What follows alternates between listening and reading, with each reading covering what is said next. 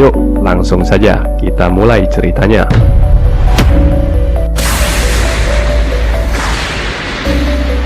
Setelah membuka topengnya, Koxiang langsung tersipu malu melihat kegantengan Yoko di hadapannya. Ia pun menyerahkan jarum keduanya meminta sang kakak menghadiri ulang tahunnya di tanggal 24 September. Sepulangnya ke rumah, Koxiang ditegur habis-habisan oleh ayahnya setelah Guofu melaporkan adiknya pergi selama 2 hari 2 malam. Tapi Xiang'er tidak memberitahukan ia bertemu dengan Yoko. Lu Yaoqiao kemudian menghibur Koxiang yang dihukum di kamar dengan menemaninya makan dan minum. Tapi hidup Lu Yaoqiao berakhir setelah malam itu saat ia bertemu dengan Huotu yang membunuhnya dan menyamar sebagai He Xiwo, mengantarkan mayat itu ke kediaman Kuo. Masih ingat kan dulu Huotu membunuh He Xiwo lewat tangan Qiu Qianren yang memukul boneka salju? Guo Qing dan Huang Rong sangat marah atas kematian Lu Yaoqiao dan bersumpah membunuh Huotu. Sementara Koxiang hanya bisa menangisi paman yang sangat ia sayangi pergi.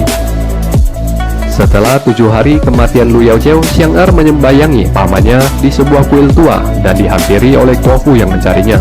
Kemudian mereka berbicara tentang pertemuan pendekar yang akan diadakan tidak lama lagi mulai dari tanggal 15 hingga 24 September bertepatan dengan ulang tahun Koxiang, di mana momen itu juga akan diadakan pemilihan ketua Kaipang baru. Pembicaraan mereka terhenti ketika Nimo Xing tiba di kuil dan menyerang mereka berdua hingga Koxiang tertotok dan Guofu yang tengah bertarung tiba-tiba dari balik jendela sebuah tangan melepaskan tusuk konde dari rambut Xiang'er menembus kepala Nimo Xing.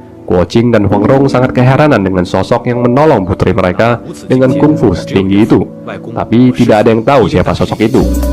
Akhirnya, tanggal 15 pun tiba. Perjamuan untuk para pendekar selama beberapa hari akan dilangsungkan. Sementara ayahnya menjamu pendekar di aula utama, Koxiang menjamu beberapa pendekar lainnya di kamarnya sendiri. Mereka adalah biarawati Sengin yang memberikan hadiah sebotol eliksir, Pai Caoxian yang memberi hadiah ginseng, dan juga Chang Yimang dan Ren Chuji yang masing-masing memberikan hadiah juga atas jamuan dan ramatama Koxiang pada mereka. Mengetahui hal ini, ibunya pun semakin bingung dengan putri keduanya yang tampaknya memiliki kenalan lebih banyak dibanding ia dan suaminya.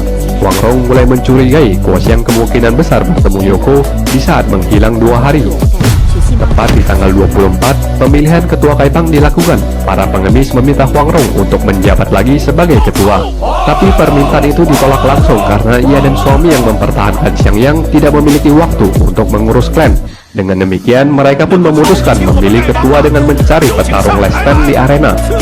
Wu Shiwen maju terlebih dahulu bertarung dengan seorang pendekar pedang.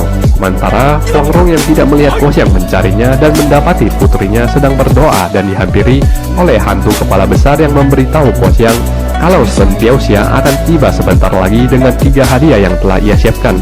Huang Rong semakin yakin kalau Shen Tiaoxia yang dimaksud adalah Yoko dan kembali menyaksikan arena pertarungan yang masih berlangsung dengan tersingkirnya Wu Tunru dan membuat Ye Luqin naik ke atas arena mengalahkan satu persatu pesilat yang menantangnya dengan kungfunya yang semakin membaik. Tiba-tiba 2 orang prajurit datang melapor kepada Koxing kalau benteng mereka sedang didekati pasukan Mongolia dari 2 arah dengan masing-masing 1000 pasukan. Berita baiknya adalah 2000 pasukan itu telah dikalahkan dan dipotong kupingnya. Walau tak tahu siapa gerangan pendekar yang mengalahkan musuh, mereka merayakannya sambil memproklamirkan Ye Luqi sebagai ketua Kaipang baru bila tak ada yang mau menantangnya lagi. Saat itu juga datanglah 5 orang si bersaudara mengucapkan selamat ulang tahun kepada Koxiang dan memberikan hadiah pertama Shen Tiaoxia, yaitu 2000 kuping prajurit Mongolia yang telah dipotong.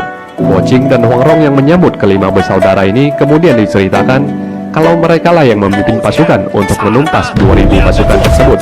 Setelah itu, kelompok hantu Gunung Barat muncul dengan membawa peti sebagai hadiah kedua untuk Koxiang. Yang saat dibuka, peti itu menembakkan kembang api ke langit. Pan Yiweng menjelaskan kembang api itu bukan sebuah pesan selamat ulang tahun saja, tapi akan memberikan signal kepada 4 pendekar yang dijamu Koxiang sebelumnya, memimpin pendekar lainnya untuk menumpas 200 prajurit Mongolia dan membakar habis logistik pasukan.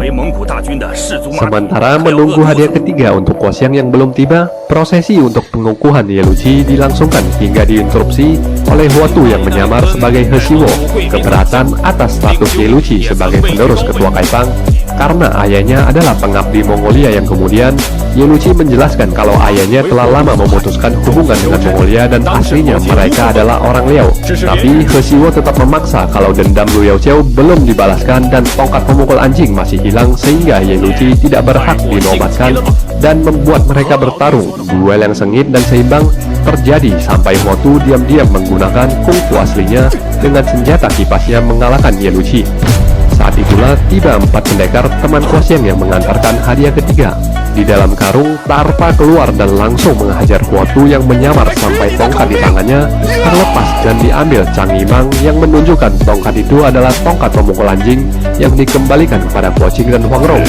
Di arena, Tarpa terus berduel dengan Huotu yang kesulitan melawan kakak seperguruannya yang dendam karena pengkhianatan Huotu di Gunung Chongnan dulu. Hingga akhirnya Tarpa membunuh Huotu dan ia dibiarkan pulang ke Mongolia.